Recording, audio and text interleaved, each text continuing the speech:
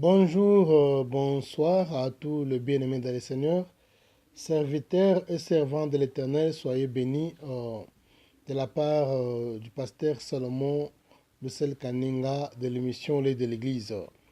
Nous sommes dans notre 13e séance avec l'atelier de leadership. Nous cherchons un peu à pousser les leçons puisque le Seigneur nous a fait grâce, nous avons vraiment de l'espace, assez du temps pour partager les enseignements avec vous ensemble. Alors, aujourd'hui, nous parlons sur la 13e séance sur la télé de leadership. Comme je venais dans la leçon précédente de parler sur les 10 points qui épinglent leadership, je pense bien il y a le point 9 et le point 10 que je vais développer tout à l'heure là. J'avais parlé sur les premiers points au départ, quand on a parlé sur la source de leadership, ou bien l'origine, ou bien du vrai leadership, ou bien la source du vrai leadership, j'avais parlé de ça. Je pense bien les points 2, 3, 4, 5, 6, 7, 8, on peut sauter ça. C'est par demande que je peux envoyer ça d'une façon individuelle, puisque je voudrais seulement rappeler qu'il y a plus de 100 pasteurs qui suivent les audios que je fais de temps en temps sur la télé de leadership qui sont vraiment intéressés à ça. Alors, il y a d'autres points que je saute ici. Si par exemple vous êtes intéressé par demande, je peux vous envoyer ça par audio. Alors, je vais parler les points les plus importants, le plus essentiel, qui va vraiment aider les hommes de Dieu. Alors, aujourd'hui, je vais parler sur le 9e point et le 10e point. Alors, le 9e point, nous avons dit, ça consiste sur les dangers du leadership, ou bien les dangers d'un leader. Et le 10e point, nous allons parler de comment se découvrir. Alors, on va parler sur la confidence, puisque quand quelqu'un se découvre, il a la confidence. Les gens qui n'ont pas la confidence, c'est-à-dire ce sont les gens qui ne se sont pas encore découverts tant qu'un leader. Une fois qu'un leader s'est découvert, il a développer le don que Dieu a placé en lui. C'est alors qu'il a la confidence, il ne va pas chercher les gens. Les gens, les gens seront attirés vers lui parce qu'il a un don, comme l'arbre peut attirer les gens quand les fruits sont mûrs. Voilà. Et ça, c'est le 10e point. Nous allons commencer par le point 9, les dangers de leadership. Si les dangers de leadership ou les dangers d'être un leader, on va partager sur Marc chapitre 10, le verset 35 au verset 45. Et il y a aussi Matthieu chapitre 20, le verset 20. Les deux versets parlent sur la demande des deux fils de Zébédée, que vous savez très bien, Jean et Jacques. Alors, je voudrais mieux parler sur la version de Matthieu qui est vraiment intéressante d'après moi. Si vous allez lire dans Marc chapitre 10, le verset 35, au verset 45, ça parle sur la même histoire. Matthieu chapitre 20 et le verset 20 aussi, c'est la même histoire, mais moi j'ai souhaité prendre la version de Matthieu et ça m'intéresse beaucoup. Ici, vous allez voir que selon Marc, ce sont les deux fils de Zébédée qui sont allés vers le Seigneur pour aller lui poser la question, à voir ses fils, à s'asseoir à sa droite et à sa gauche quand le Seigneur sera dans sa gloire. Alors, mais selon Matthieu chapitre 20, le verset 20 qui m'intéresse ici, la Bible dit c'est la maman. La maman, leur mère, c'est-à-dire la mère de Jean et Jacques, elle est allée vers le Seigneur quand il était assis avec les disciples. Elle est allée avec une demande. Elle a dit au Seigneur que si tu peux permettre, lorsque tu seras dans ta gloire, que mes deux fils que tu vois, Jean et Jacques, l'un puisse s'asseoir à ta gauche, l'autre à ta droite, voilà. Alors, ce qui est intéressant ici, nous allons faire une étude vraiment très profonde. La première chose ici, vous allez voir que la femme s'est prosternée devant le Seigneur. Et cette position ici, c'est une position vraiment d'humilité qui attire l'attention du Seigneur à accorder une chose. Et nous savons tous que l'adoration, ou bien quand on fait une demande au Seigneur, quand quelqu'un s'accroupit, quand quelqu'un s'incline, quand quelqu'un se prosterne, cette position-là, vraiment, c'est une position d'adoration qui est tellement inspirée, qui pousse le Seigneur obligatoirement à donner quelqu'un quelque chose qu'il a demandé par une prière. Voilà, la femme était vraiment spirituelle. Elle n'était pas une femme charnelle comme les gens pensent bien, puisque d'abord, elle se présentait devant le Seigneur, puisque plusieurs ne le faisaient pas. Du fait qu'elle s'est approchée devant le Seigneur pour s'incliner, ça montre déjà l'état de son âme. Elle a demandé quoi? Que les ces deux enfants puissent s'asseoir l'un à sa droite, l'un à sa gauche plutôt, et l'autre à sa droite. Maintenant, la Bible dit ceci, quand le Seigneur l'a remarqué, le Seigneur a fait quoi? Le Seigneur lui a posé la question. Le Seigneur a vu il y a quelque chose qui n'allait pas à travers cette question, comme si le Seigneur avait soupçonné quelque chose. Et c'est vrai, il y a quelque chose qui n'allait pas. Comment expliquer que la maman va poser la question et les deux enfants sont là-bas, assis et très calmes sans faire une réaction? En principe, ce sont les enfants qui devraient demander eux-mêmes puisqu'ils étaient âgés. Ils étaient âgés, mais c'est la maman qui demande à leur place. Alors, cela donne beaucoup de soupçons du fait que ça montre que non, ils ont déjà discuté cette affaire dans leur maison. Et quand ils venaient là pour poser la demande à travers ou bien le touchement de leur maman, c'est comme ils avaient déjà conspiré à partir de leur résidence. Maintenant, écoute une chose, dans la sagesse du Seigneur, le Seigneur dit quoi? Il a retourné la question. Et nous parlons, n'oubliez pas que nous parlons sur le 9e point, c'est les dangers de leadership. Le Seigneur a retourné la question. Qu'est-ce que le Seigneur a dit? Il a dit, demandé une chose. Il a dit que non, est-ce que vous allez boire la coupe que moi je boirai? Alors, quand il a posé la question à celui il a retourné la question à celui qui a posé la demande. Mais curieusement, ce n'est pas la maman qui répond, ce sont les enfants qui répondent. Pourquoi la maman ne répond pas et ce sont les enfants qui répondent?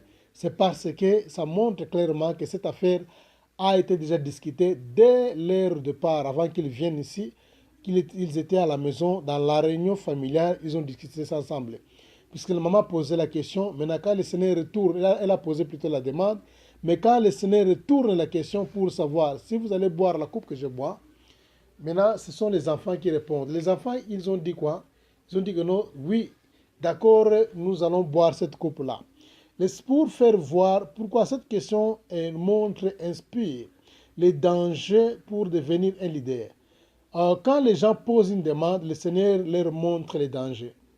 Le Seigneur dit que non, d'accord, vous pouvez être un leader, s'asseoir à ma gauche ou encore à ma droite, mais il y a un élément qui est tellement important, il y a un prix qu'il faut payer. Donc pour être un leader, il faut toujours y avoir un prix. On ne peut jamais posséder une élévation, on ne peut jamais être un leader sans pour autant s'échapper au risque, sans pourtant s'échapper au danger.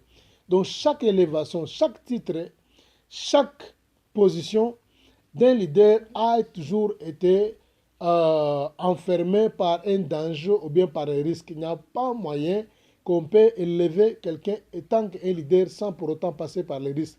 Ça ne se fait jamais, jamais. Il présente une demande, mais le Seigneur leur présente les risques pour les dangers. C'est pour faire voir, ils ne sont pas allés pour demander les dangers, bien les risques. Et la maman n'a même pas posé la question que non, quels sont les risques pour s'asseoir à ta droite ou encore à ta gauche. La maman seulement posé une demande simple. Mes deux enfants, je veux que mes deux enfants puissent s'asseoir l'un à ta gauche et l'autre à ta droite. Mais le Seigneur présente les risques et les dangers à une personne qui a posé une demande d'une élévation.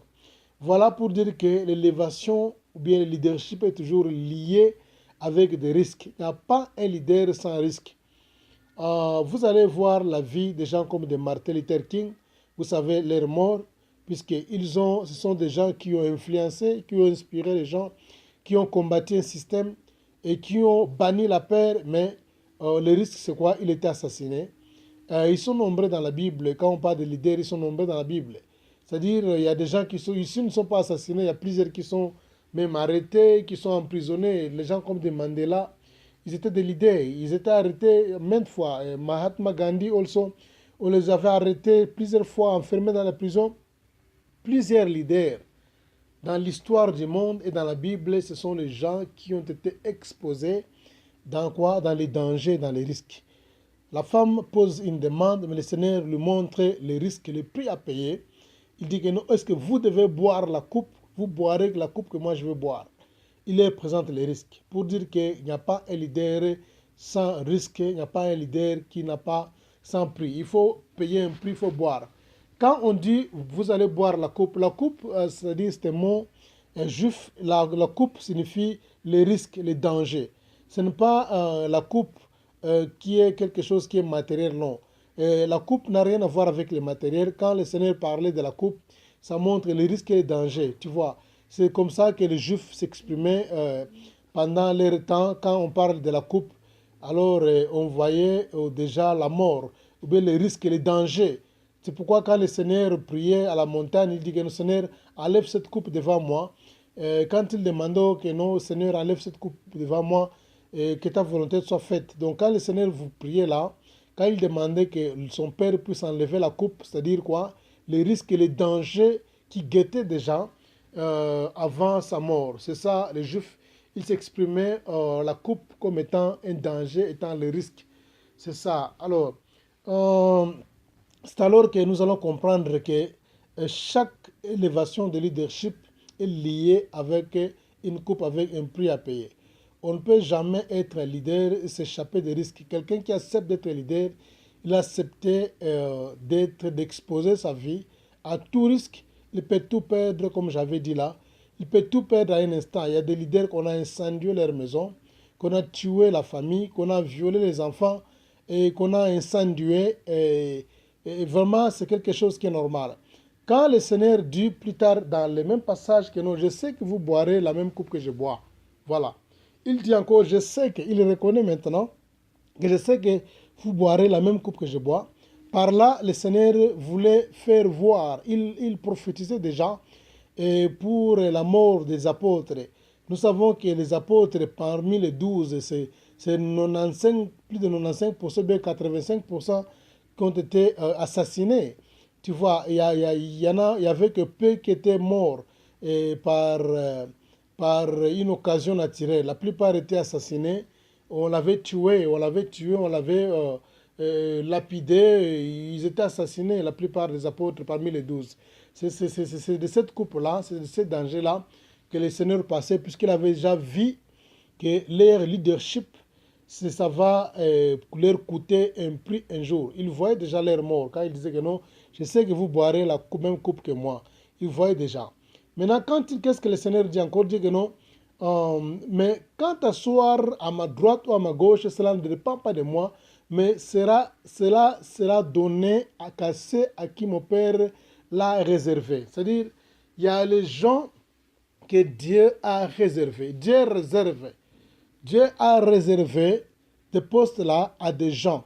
Quels gens? Ce sont les gens qui vont payer un prix. Il y a des gens qui vont payer un prix, bien les gens qui vont payer un prix pour prendre ces postes-là, à s'asseoir l'un à sa gauche et l'autre à sa droite. C'est quelque chose qui a été réservé. On peut réserver quelque chose à une personne qui a une qualité et qui est qualifiée. Comme je vous ai dit que non, le leader, c'est une personne pas seulement qui a des qualités, mais qui est aussi qualifiée. La qualification vient des épreuves, des risques. Quand on parle de la qualification, on parle des épreuves, puisqu'on a des leaders qui n'ont pas de qualification, puisqu'ils n'ont jamais, ils n'aiment pas les risques, ils n'aiment pas les dangers, ils n'aiment pas d'être exposés. C'est ça quand on parle des risques, on parle des réservés. C'est-à-dire il y a des gens qu'on a réservé cette place-là. Les gens qui vont passer par les risques, qui sont passés par la coupe, les gens qui vont passer par les dangers, ce sont les gens-là à qui Dieu a réservé cette place-là. Pour dire que non, il n'y a aucun leader qui peut exister sans les risques. Un leader, c'est quelqu'un qui n'a jamais eu peur. Si tu pressens en toi l'esprit de peur, c'est-à-dire tu es loin d'être encore un leader, tu es vraiment un disciple discipliné encore, tu es loin d'être leader. Le leadership est né en toi les jours que tu vas bannir la peur, que tu diras que non, enough is enough, assez c'est assez. Maintenant, c'est le jour que le leadership, en principe, c'est ça, on dit, le leadership est né dans une personne le jour qu'il va prendre la décision de dire que non, enough is enough, ou bien tout assez mado, assez c'est assez. Alors, pour terminer avec notre 9e partie, on dit quoi? La dernière réplique. La Bible dit, la dernière réaction plutôt des disciples, les 10. Alors quand le Seigneur a donné cette réaction, cette réponse que cela a été réservé, cela ne vient pas de moi, cela dépend de mon Père et ce poste-là, cette position est seulement réservée pour une catégorie de gens. Quand il a donné cette réponse-là, la Bible dit, les 10 ayant entendu cela furent indignés contre les deux frères. Voilà, ils se sont indignés. Pourquoi les 10 se sont indignés? Parce qu'ils se sont indignés contre les deux frères et contre leur mère, voire même. Pourquoi ils se sont indignés? Parce qu'ils ont compris que non, il n'y a aucune élévation qui peut convaincre les gens qui n'a pas de prix. L'élévation qui peut convaincre les gens, c'est l'élévation qui a un prix. Si par exemple quelqu'un reçoit une élévation, quelqu'un reçoit un titre, et nous avons tous l'évidence que cette personne a passé par des épreuves, il a passé par des souffrances, il a passé par des risques et des dangers, tout le monde sera convaincu. Mais si par exemple quelqu'un reçoit une élévation sans pour autant avoir payé un prix, c'est une élévation qui indigne les gens. Ça, il faut le savoir. Dans une communauté, dans une nation, dans une société, dans une organisation, partout, même dans une église, si par exemple quelqu'un reçoit l'élévation sans payer un prix, ça indigne les autres, quel que soit son niveau de spiritualité, quel que soit le niveau de spiritualité des autres serviteurs, ça les indigne parce qu'on voit que cette personne ici n'a pas souffert pour mériter ce poste-là. Alors pour terminer, je vais parler sur le 10e point. Le 10e point, nous avons dit, c'est se découvrir. Comment un leader peut se découvrir? Puisque vraiment, c'est tellement important. Quand on parle d'un leader peut se découvrir, nous parlons à titre de don.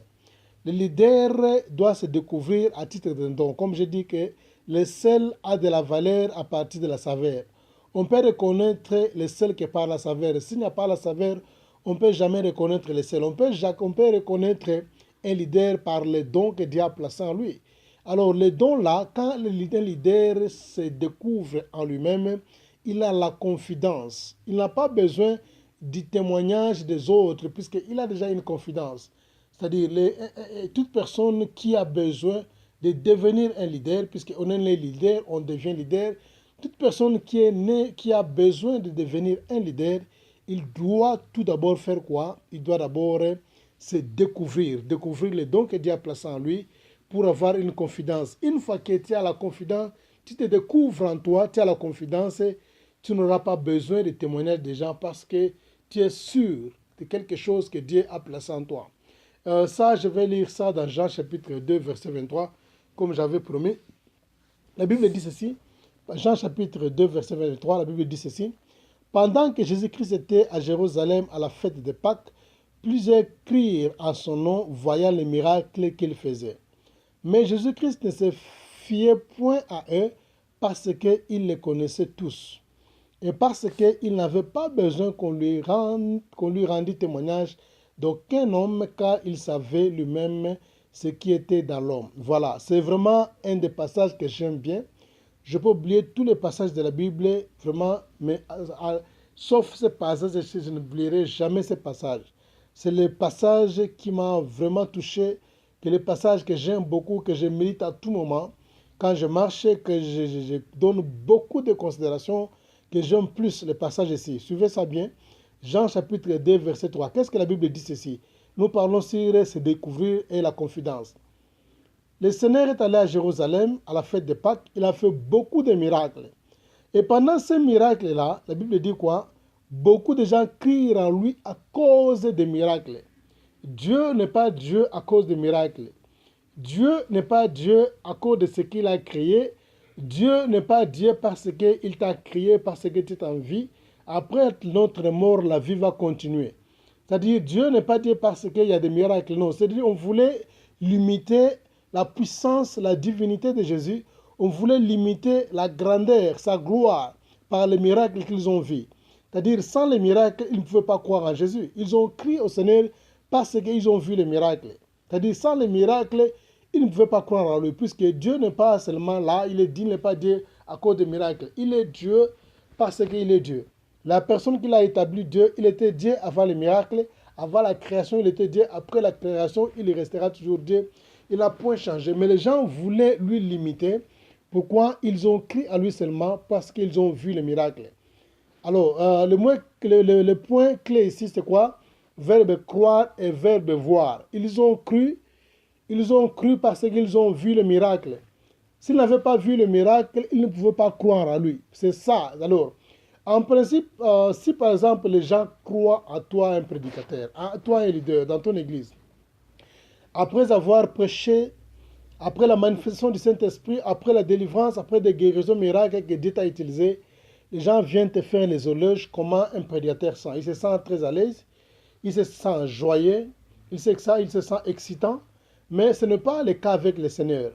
Les gens viennent, ils ont crié à l'eau, ils lui ont entouré, ils viennent lui faire des éloges, mais lui n'était pas satisfait, n'était pas content. Pourquoi la Bible dit?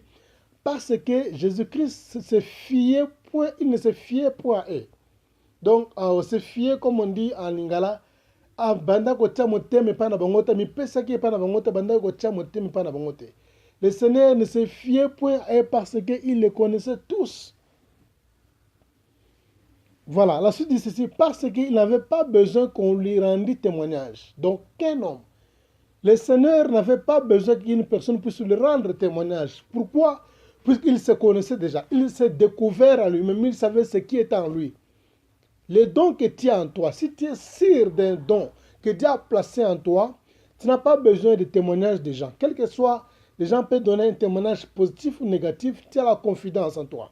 Jésus avait une confidence, il s'est découvert en lui-même, il savait ce qu'il était. C'est pourquoi les leçons de leadership, ce sont des leçons et qui ne sont pas là pour faire d'une personne un leader. Non. Les leçons de leadership, ce sont des leçons qui viennent introduire une personne à lui-même. Lui rappeler que non, tu es un leader et tu es né un leader et tu deviens leader. Ce sont des leçons qui viennent pour motiver. Ce sont des leçons qui viennent pour interpeller, pour rappeler quelqu'un, pour introduire une personne à lui-même. Tu vois, c'est-à-dire quoi? La Bible dit, les gens viennent pour faire les éloges au Seigneur, compte tenu des miracles qu'ils ont vus et ils ont cru en lui. Mais la Bible dit, le Seigneur ne se fiait pas à ces gens-là parce qu'il savait ce qui est à l'homme. Il ne voulait pas que les gens puissent lui rendre un témoignage parce qu'il savait ce qui est dans l'homme. Voilà, c'est-à-dire quoi? C'est quelque chose qui est différent par rapport au prédicateur. Tandis qu'un prédicateur, quand il reçoit les éloges, il est tellement content, il est tellement joyeux, il est très excitant. Mais le Seigneur, il a fait de grandes choses, de produits, de miracles. Les gens sont venus en grand nombre. Il n'était pas excitant par rapport à ces prodiges-là, puisqu'il s'est découvert lui-même. Il savait ce qu'il était. Il savait quel don qu'il avait.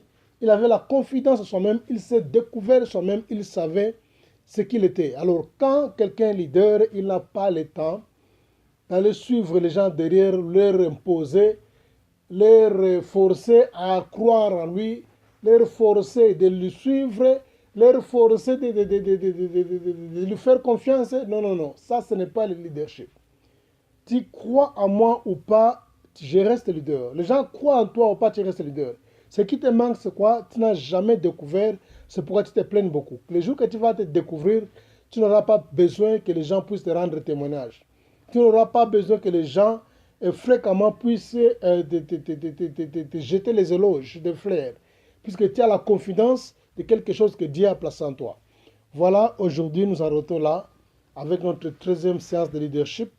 Si le Seigneur nous donne vie, nous prête vie plutôt, demain on peut encore faire des autres audios, puisqu'il y en a beaucoup à parler. Nous ne va pas terminer ce message. Rappelez-vous que seulement ce sont des synthèses que je vous donne. Tout ce qu'on est en train de parler là, depuis le début jusqu'à la fin, ce n'est que des synthèses. Soyez bénis, soyez branchés encore à l'émission L'œil de l'Église. C'était votre humble frère, le pasteur Salomon Lucel Kaninga, de l'émission L'œil de l'Église. Merci. Si vous